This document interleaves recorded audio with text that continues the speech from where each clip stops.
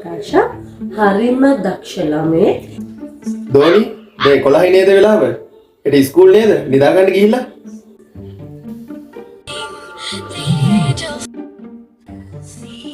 අම්මට සිරි තානියම කොටද මේ වෙලාව ගන්නෙ? කාගෙන්ද මෙච්චරම කරේ කෝල්ස් එන්නේ? නෑ මේ ඔෆිස් එකේ වැඩකට ටානියා කෝල් කරන්නේ. අම්මේ තානි ආන්ටි අවසත් කෝල් කරන්න.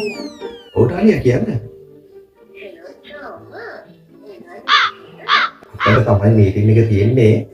මම ඒ ડોකියුමන්ට් ටිකක් අරන් එන්නම් ටානියා. හරි ඕකේ බයි. හෙට ටානියා ඔයාලකම් බලන්න ඇතිනේ මීටින් එකට. මම මතක් කරා කියන්නක ටානියා.